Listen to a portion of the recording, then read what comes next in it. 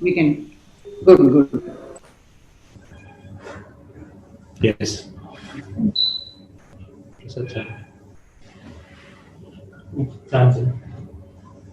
So can you share the slides again? We can no longer see your slides, sir. Yeah, I stopped it. Right? Yes, sir. Yeah, we can see. Please proceed, sir.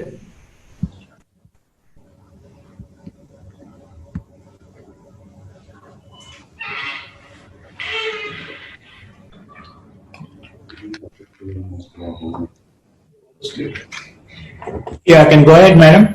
Yes, please. First of all, I thank the Karnataka Reproductive Medicine Society, that's the KISAR, for giving me an opportunity to share some of my knowledges in the area of reproductive medicine. I've chosen two topics. One is the junctional zone. The second is the role of LH in reproductive medicine. Both are important topics. Both are diverse. Both are in the forefront. We always look at uterus. We always look at uterine anomaly. We always look at endometrium, but seldom we look at the junctional zone. We find junctional zone is the forefront, and it makes a lot of difference in the area of reproductive medicine. And in this talk, I'll be guiding you through this journey. In this talk, I'll be basically speaking about a basic definition of junctional zone. What's the embryological significance of the junctional zone? What are the diagnostic modalities that are there in junctional zone? What is its implication on embryo, placenta, pregnancy-induced hypertension? What is its role in implantation? And what is its implications in uterine anomaly? And the role of cesarean section, not but the least, the role of artificial intelligence in the area of junctional zone. Junctional zone is not a new topic. It has been almost close to 36 years since the concept of junctional zone is being shouted by many of the pioneers, but nobody stood to listen to them. Only recently, after the advent of 3D ultrasound, we started understanding the importance of junctional zone. As late as 1986, Fleischer has defined junctional zone as a tissue layer which is hypoechoic compared to the outer myometrium.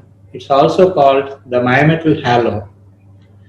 In 2000, Kunch et al. Has defined junctional zone as a thickness about 3.5 millimeters plus or minus 1 millimeter as the upper limit of junctional zone, beyond which it affects fertility.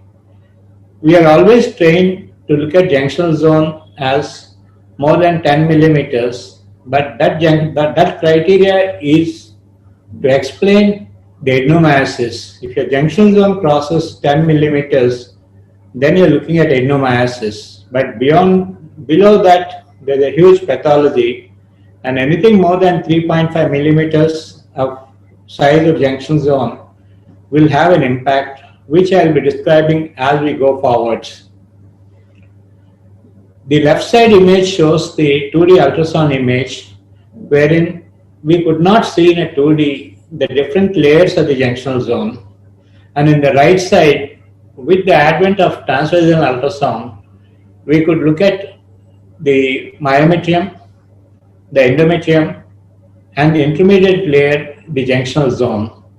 This intermediate layer is a functional layer through which the myometrium and the endometrium sends signals and has a huge vascularity, which makes it an important organ but seldom studied, which I'm going to highlight in the next couple of minutes. What is the embryological origin of junctional zone?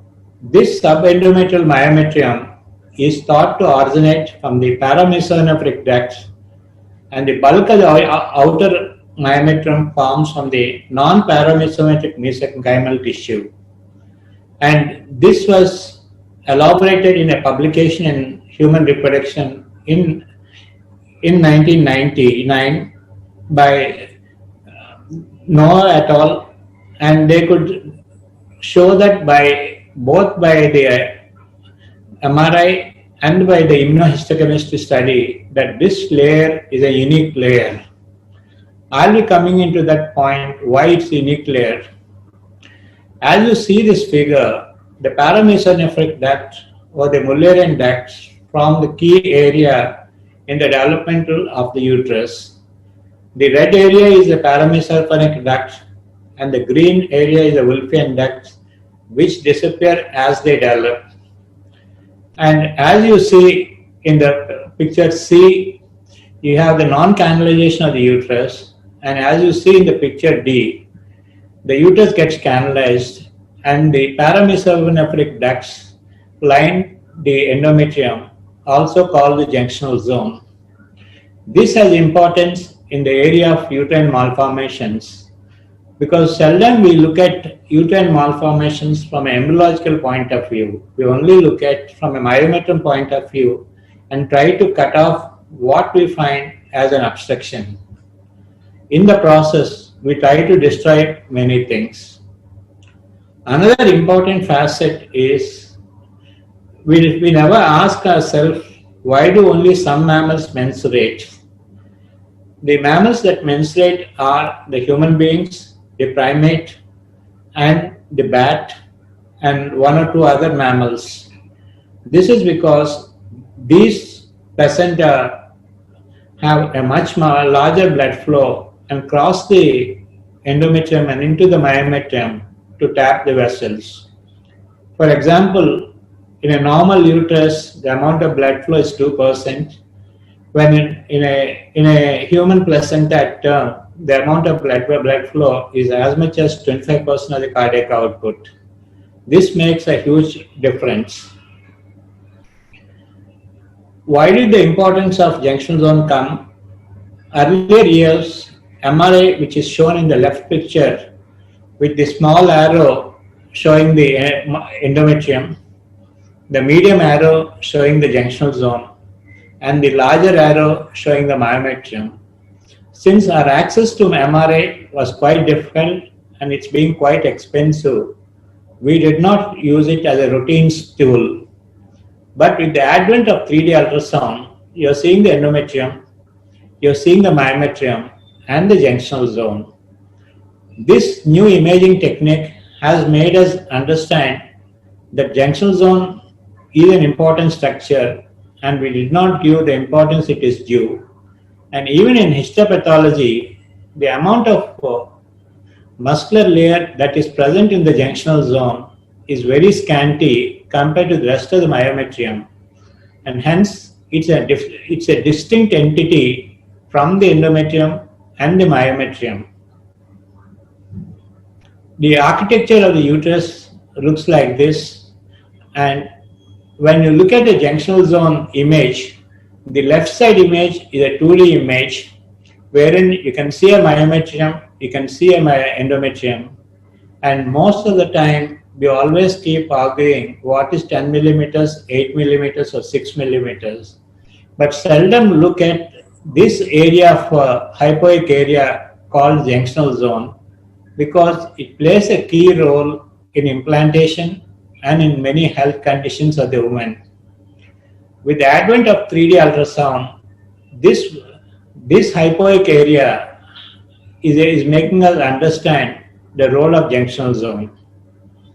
Junctional zone is composed of less amount of muscle fibers, and these muscle fibers are larger in size, have larger nuclei, making it hypoechoic in its imaging. Here is another image of the junctional zone where you can see the junctional zone as I am pointing my arrow. And here in the left side image of 2D, you just find a triple line, but you won't be able to identify the junctional zone. So the role of junctional zone after the advent of 3D ultrasound has completely changed the evaluation of the uterus. The next thing is the junctional zone are has a highly vascular structure through which the blood vessels go into the endometrium.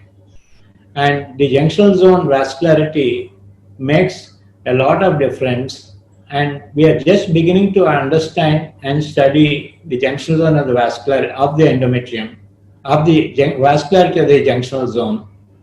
These implications are in the assessment of the endometrium, in the assessment of pre-implantation of pregnancy-induced hypertension, where there is an abnormality of the junctional zone and the vascularity, where the spiral vessels do not undergo the desired amount of dilatation and in turn produce pregnancy-induced hypertension. And the further implications are in the area of endometrial carcinoma.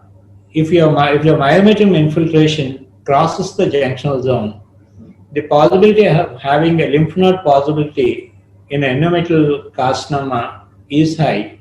So the implications of junctional zone studies in future will be in the area of implantation, in the area of pregnancy-induced hypertension, and in the area of endometrial carcinoma. Here is another image where you are seeing the junctional zone,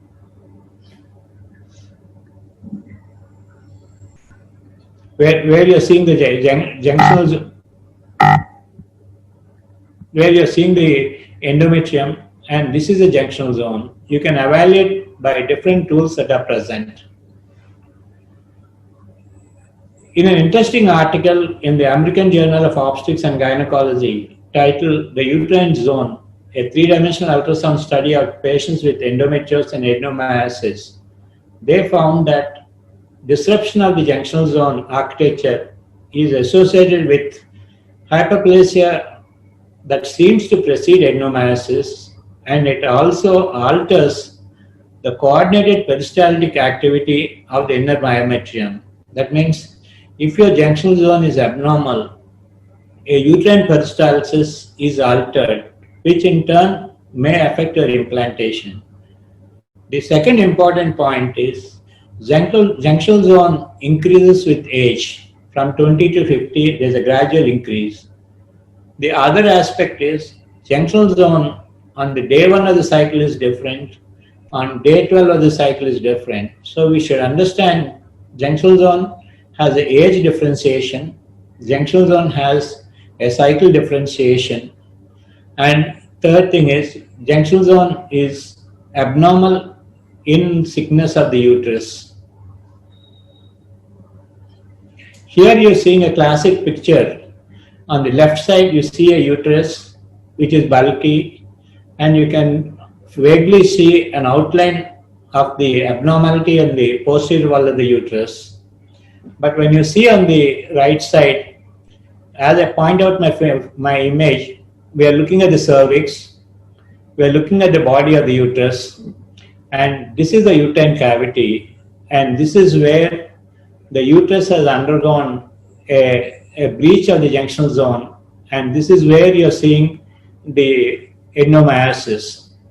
Here what happens is, in future we might have treatments to have a treatment here, because at this moment what we are trying to do is we are trying to remove as much as possible of the endomyotic area, but it is coming down. This is a classic example showing that a breach of my junctional zone produces adenomyosis, which is very clear in this picture.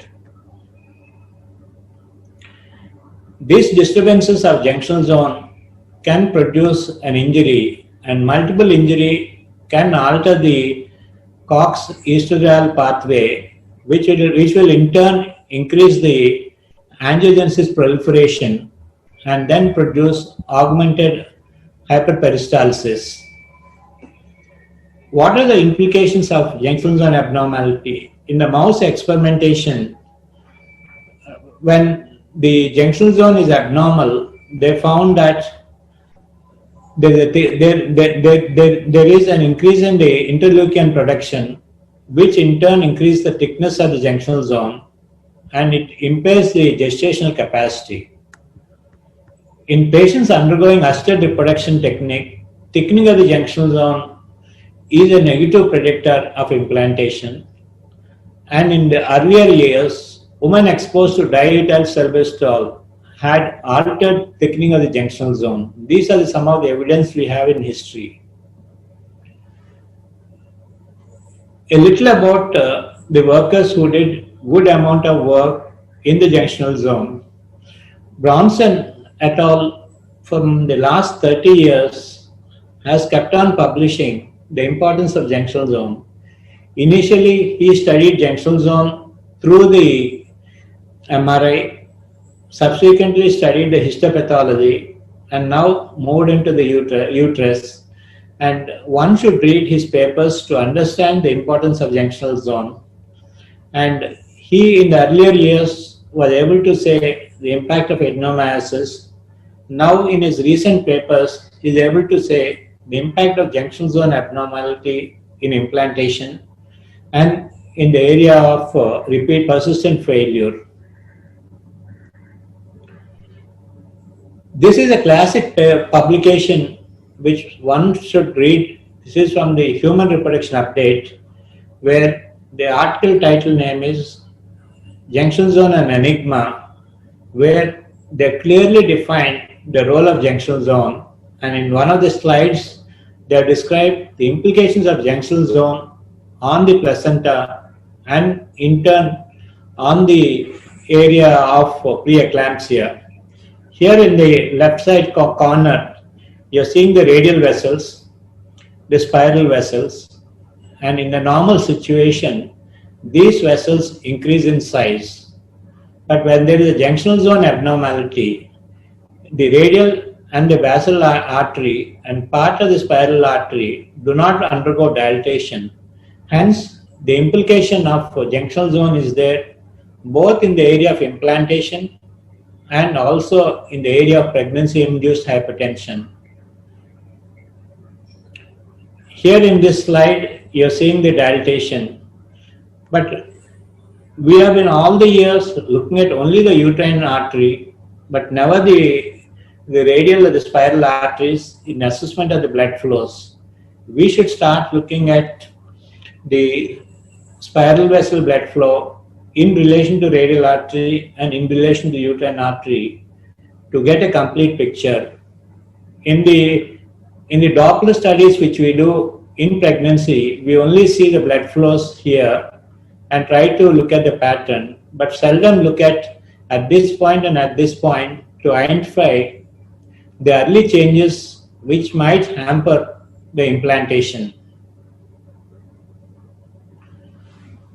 When it comes to assisted reproduction, we need three things: a good sperm, a good oocyte which should reproduce a good embryo, a good receptive endometrium, of which endometrial receptivity is one component, junctional zone is the second component, and the fourth component is a good embryo transfer.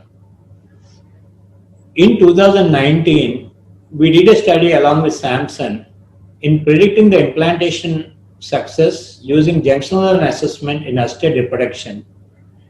In this study, what we did was we serially measured the junctional zone from day 1 to day 10 and also the endometrial thickness of the same patients, and the conclusions were junctional zone changes throughout the stimulation cycle, and there is a difference of junctional zone in the pregnant and the non-pregnant women, and the sensitivity of the junctional zone may predict implantation success, which I will be able to explain in the next slide. When we take a junctional zone, we measure all the three planes, the right, the fundus, and the left. And in this study, what we did was, as the stimulation happened, from day 3, we started measuring the junctional zone and the endometrium throughout the cycle, and we were in for some surprises. This slide shows the endometrial thickness from day 1 to day 14. The red line reflects the pregnancy and the blue line reflects the non-pregnant. And in endometrium, it's not a predictor whether whatever the endometrium is, it does not differentiate between a pregnant and a non-pregnant. When you see this slide, the average junctional zone thickness, as the days go by, it is increasing. The orange line is the non-pregnant, the orange line is the pregnant, and the blue line is non-pregnant. And you see that this line is much lesser than the pregnant woman. And the cutoff levels are 2.6 millimeters at the time of HCG in the pregnant group and 3.3 in the non-pregnant group. And what we were surprised was this tendency has started much from the third day, this difference. The practice we are doing at this point was, if the junctional zone is very high, then we are trying to plan the embryo transfer in the subsequent cycle only in selected groups, but not in every group. Whereas when the junctional zone is normal in this pattern, we do the embryo transfer. We do not routinely plan frozen embryo transfer for every patient. Only in selected patients we do a frozen embryo transfer instead of a fresh cycle. A further example of this thing is here the pregnant group is a blue line, which is both in the fundus area, the right lateral, the left lateral, and the average thickness is always lower compared to the higher group. This shows that junctional zone rises throughout the cycle, and higher the junctional zone, lower the possibility of implantation. But further studies are needed to elaborate this concept to say it can be used in routine practice. But we started using it, but we are finding the benefit. But still, some more groups should work and say and endorse this publication to say and to be universally used as a tool. This is how we measure the junctional zone. The next thing is the uterine anomaly.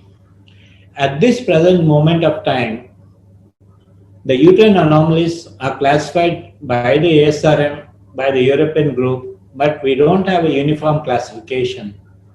The classification is based on the endometrial cavity rather than the junctional zone. We feel using the junctional zone might be useful in classifying the junctional zone, because what happens is the first image is a normal uterus where you have the junctional zone thickness uniform all throughout. This is a deviated uterus, and this is a unicornate uterus, and this is a bicornate uterus, and this is a uterine diadelphus, and the last one is the adenomyosis. Imagine if we cut this junctional zone, we are harming them in the long run. Till now, whatever people propagate is, we need a large space of uterine cavity and cut off this thing. If we cut off the junctional zone, in the short run, we are not understanding its implications, but in the long run, we might produce harms which none of the studies have addressed till now. The other area is in the cesarean scar assessment. Till now, once we do a cesarean section, in the retrospective history, we can only ask the patient whether he had post-operative morbidity and then bleeding. But using junctional zone, you can assess the degree of scarring of the scar and assess whether she will have a weak scar at the site of the niche area. And also, what we found was when the niche area is very large, we found it also impacts the junctional zone. This we published it in the International Society of Obstetrics and Gynecology World Congress in 2009, where we said predicting disturbance of junctional zone in cesarean section deliveries and impact on subsequent infertility and a possible adenomyosis. Here, this tool helps us to automate the junctional zone assessment and the degree of scar and the degree of deviation. What is the role of artificial intelligence in junctional zone? We have been working with Samsung from 2016 in the area of developing applications for ultrasound. and one of the area we worked is in the junctional zone in relation to as a implantation predictor, as a possible classification of uterine anomalies, assessment of the cesarean scar, and now we move to one step forward of making it easy for everybody to assess the junctional zone. In this, what we did was we mapped hundreds and thousands of images and then taught the machine how to look at it. Here we plotted the junction zones into different planes and taught the machine that this is an abnormal junction zone beyond it. And then using the machine learning language and the Python, the Samson team could develop an algorithm, and then the results are, this is the upper image. I did it using the volume acquisition, and this is the image the machine made only giving the volume image and no landmarks. That means in future, if somebody just puts a probe, acquires the volume, the machine will make similar images and give us a good information. The work we did along with this area is, apart from looking at the endometrium, we tried to identify the contour of the junctional zone, and we are also able to identify the degree of blood vessels that are there in the junctional zone, and trying to make a quantitative assessment. This work, which we submitted to the Obstetrics and Gynec Green Journal, was taken as a cover image, wherein, because they felt this work has future implications in many areas, and it's only a question of another 3-4 years, you'll see most of the machines will be able to give you an acquired image of the uterus, mark the junctional zone into yellow, and then mark the blood vessel intensity as red, and give you a comprehensive information which is similar to the IoT index which you find in the oncology. This will help us to really understand the junctional zone. Finally, I am indebted to my patients who taught me everything in the past 25 years. And we work with Samson together from the last 5 years. And I encourage all the junior members of the society to look at translational research, go and look out and see other technologies and people who are working, so that you're able to develop cross-functional research which will solve many problems. The conclusions of this lecture is, junctional zone has an importance. You should start learning to take junctional zone using 3D. You should analyze junctional zone in relation to implantation failure, in relation to uterine anomalies, in relation to pregnancy-induced hypertension, and also understand that the future of junctional zone might be in the area of endometrial carcinoma also. And also understand artificial intelligence is also entering the field of junctional zone, so that it might make things easier for all of us to analyze and understand the junctional zone.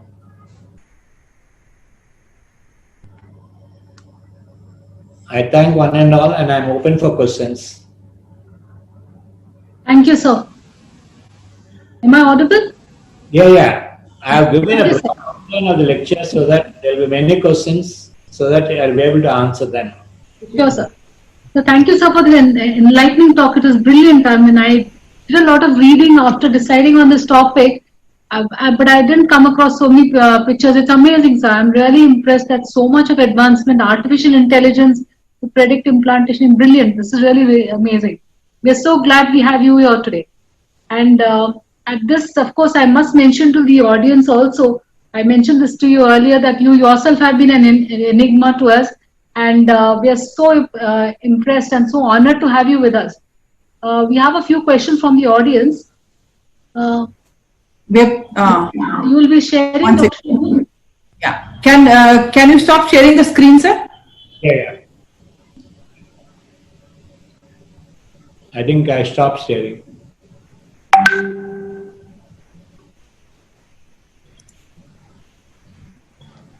Okay. Yeah, we made a PowerPoint slide of the question and answers. The first question is, endometrial receptivity is altered in adenomyosis.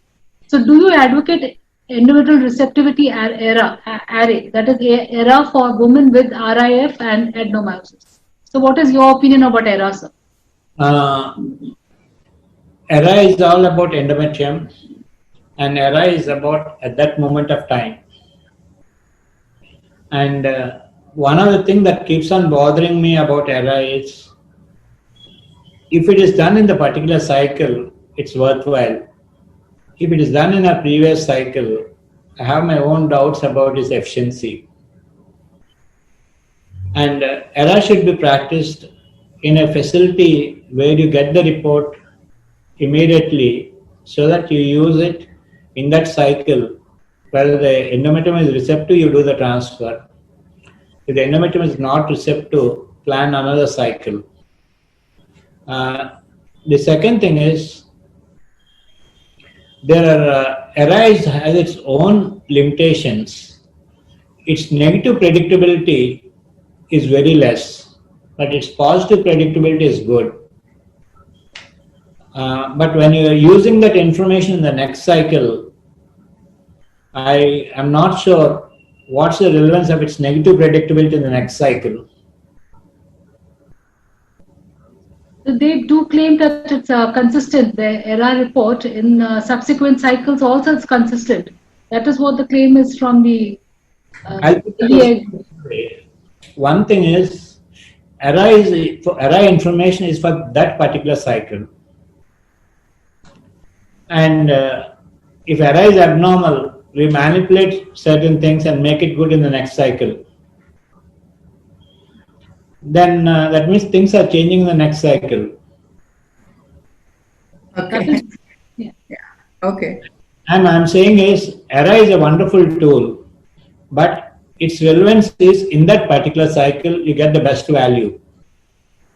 So can I just interject? So you don't use it, is that correct? I mean, in most of your patients, or do you use it as the last resort tool? I studied the and I also studied the European group, which have also produced some genes. If I had it in Vizag or in Hyderabad, where I get the report tomorrow, then I'll use it. Otherwise, the answer is no. Okay. Okay. So the next question is, will ultra-long down-regulation protocol help in improving ART outcome in adenomyosis? There are two things for this. For many years, practically 90% of my work is long protocol. And in adenomyosis, the literature says in adenomyosis and endometriosis, long protocol gives a better result. The reason is it decreases the volume of the uterus in adenomyosis. Our protocol is, if you have a 200 ml uterus, we give GnRH so that we bring down the uterus volume to less than 150 ml and then only start the stimulation. I don't have any scientific proof to prove that this is an ideal way, but that is what we do. We try to, if the endometrial volume is less than 150 ml, we use any protocol the patient requests.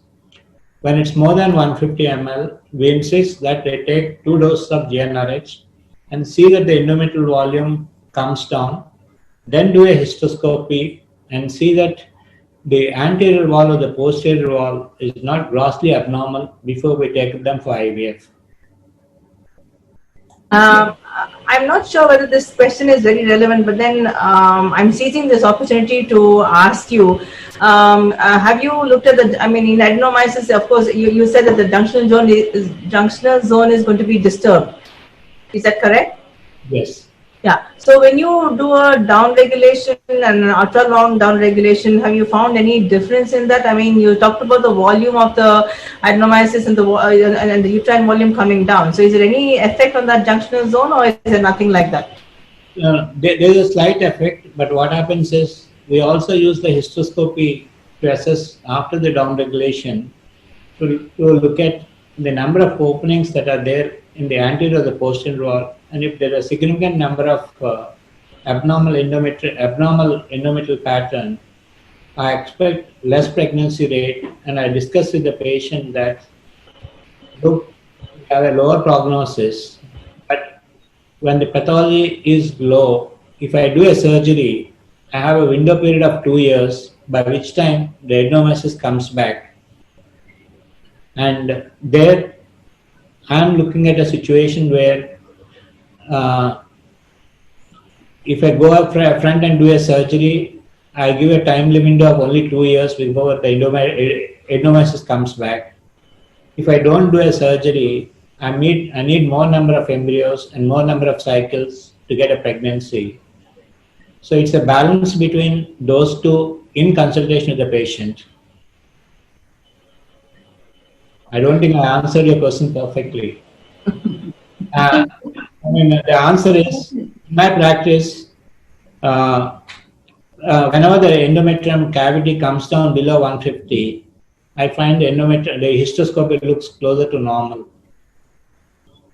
If it's a 350 or a 400 ml uterus and it comes down to 200 or 150, when I look at histoscopy, I'm still unhappy.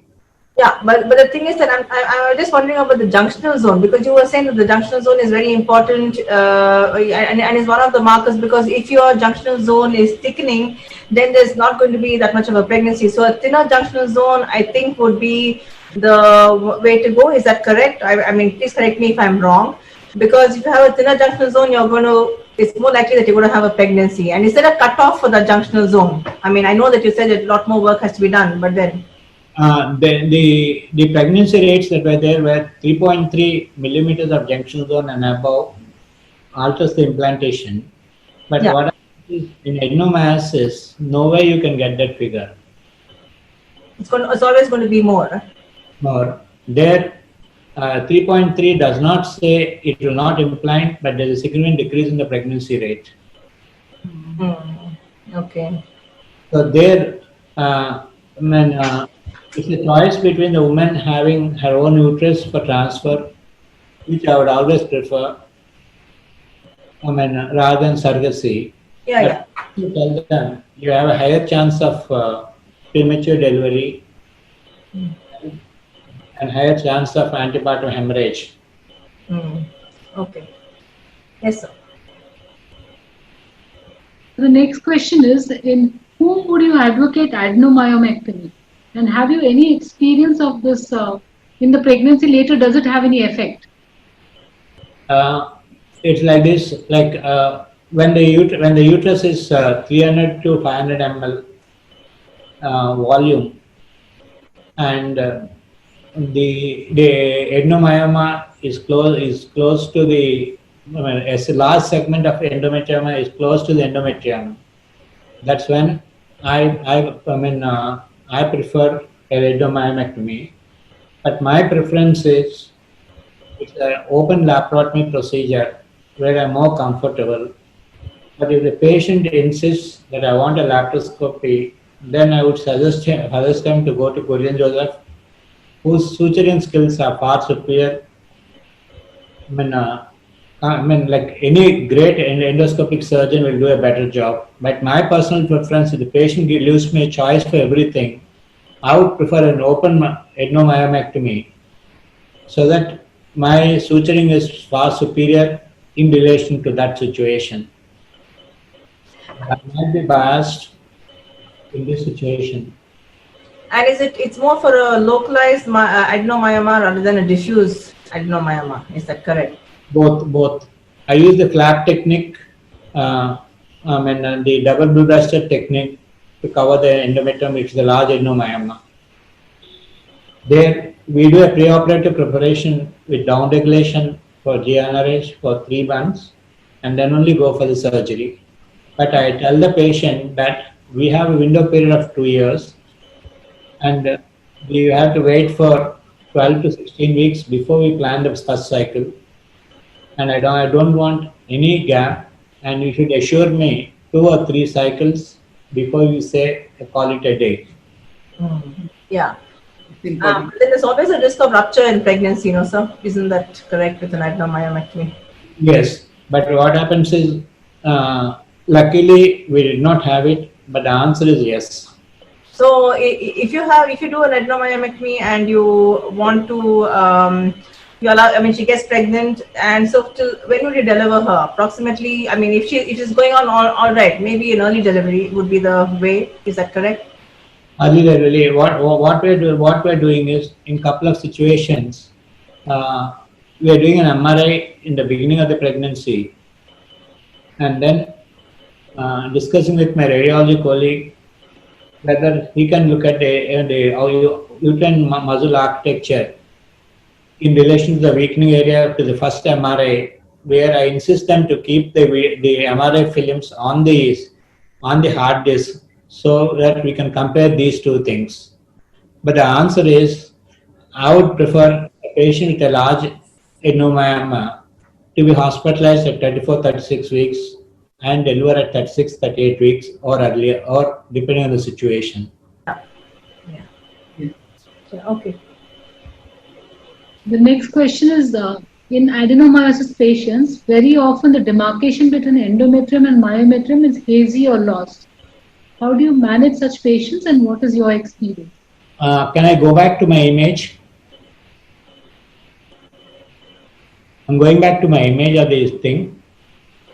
So shall I stop sharing I'll stop sharing the slides. Yeah. So you need to share it.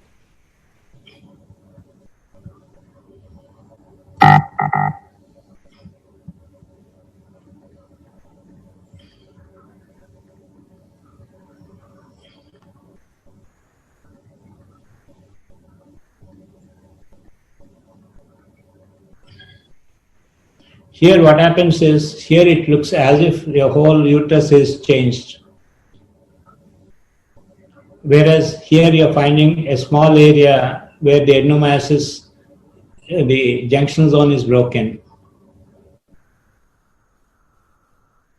And there, if you have a preoperative assessment like this, then you try to look at for this point and then try to minimize the damage to the endometrial cavity as much as possible. Here you are seeing even though it looks as if the adenomyosis is here, but when you look at here, the adenomyosis has disturbed the endometrium only at this point. So when I do a surgery, if I have this image in front of me, it makes things little more better in preserving or disturbing the endometrial cavity to a far little extent.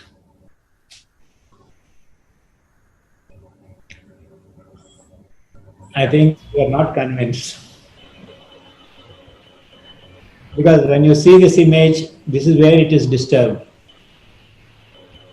Here, when you see this image, you find a whole area that is disturbed. So this image is better than this image when you're operating. These are such fantastic images, and what kind of a machine is this? In my hospital, I hit my head. I'll never get this kind of an image. Yeah. The problem is So the management is the same, the surgery is the same. You remove the entire adenomyoma. Adenomyoma, but here what happens is I'm very careful when I dissect here. Yes. And I also put in the methylene blue here before I do a surgery, so that I don't open it too much. If I open it, then I say that I failed rather than the patient failed. Yeah. And here what happens is, one other thing is, we never tell our radiologists what we want and how good the image should be, and we accept whatever images they give. They don't know also what we want. What are we looking for? That answer is not of much help, sir. Yeah.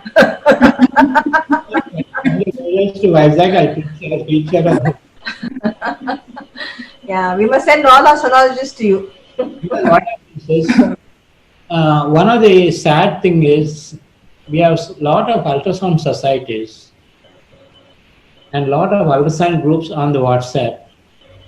but no one speaks about a non-pregnant uterus. We are only bothered about the fetus head and the CNS abnormalities and the cardiac abnormalities. Yeah, true. And we are not going a step before that, the uterus. And one other thing is, in future, we should be able to look at the uterine blood flows of each of the fibroid and assess the distortion. Okay. So can you stop sharing the screen? Pardon? Yeah. Can you stop sharing the screen? We have more questions pouring from the audience.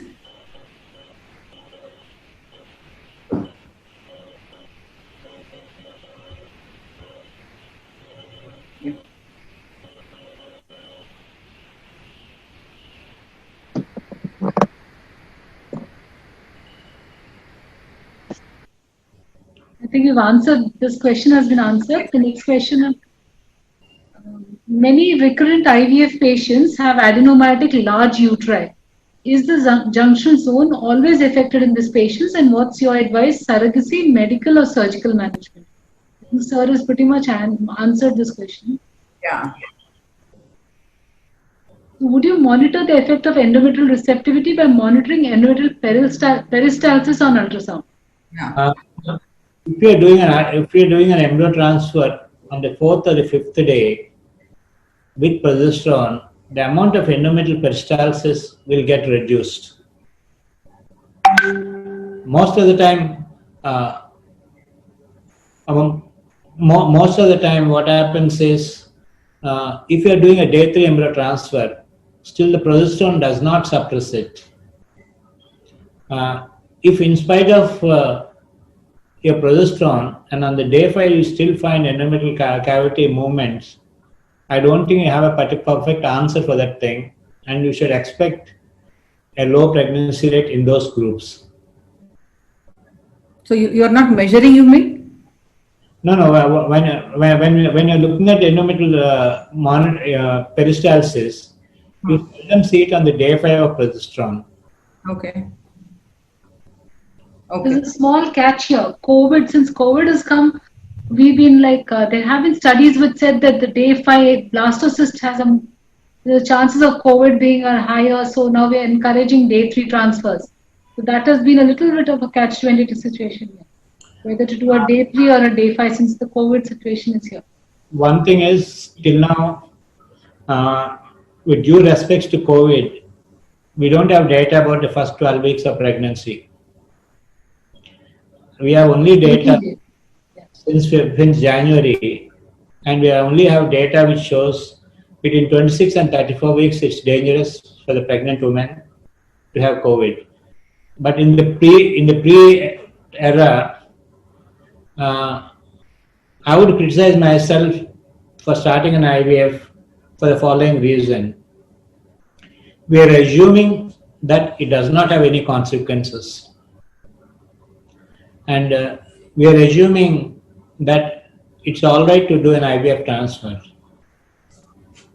Since I don't have a perfect answer, I'm only offering services. I am doing an IVF cycle with caution, telling the woman that I don't have any information about the effect of COVID and pregnancy.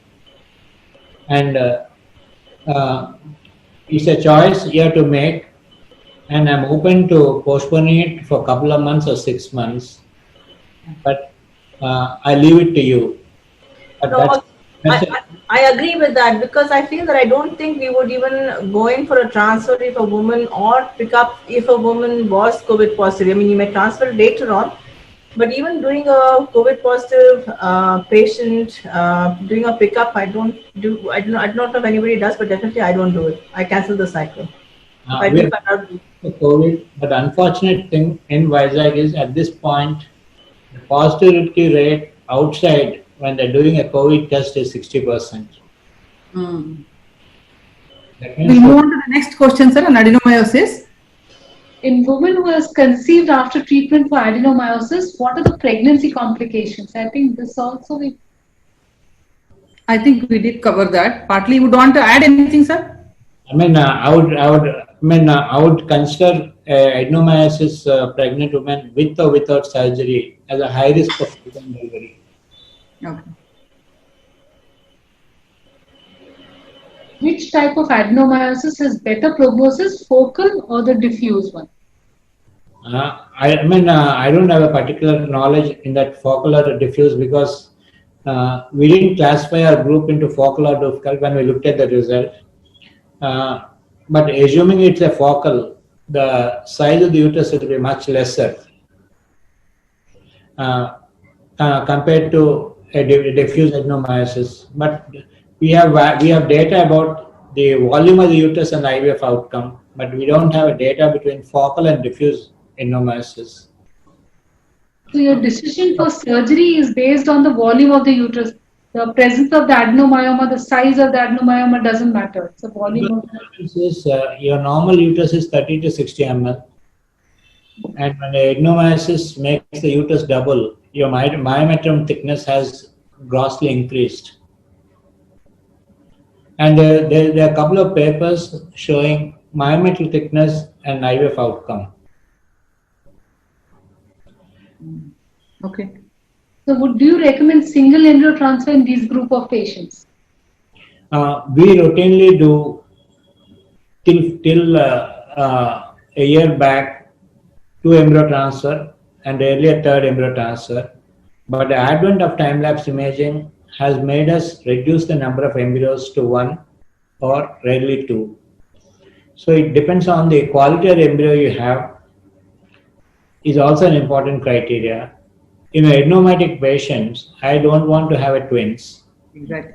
But my selection method earlier was poor, so I used to transfer 2 or rarely 3rd embryo. For the past 1 year, I have reduced it to 1 or rarely 2 embryos.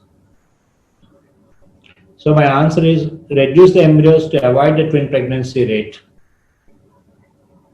Okay, so we have some more questions from in the chat box. What is the cutoff value of thickness of junctional zone on the day of starting HRT in frozen embryo transfer cycle? This is Sirisha Sankara. Cutoff value for thickness of junctional zone on the day of starting HRT in FET cycle.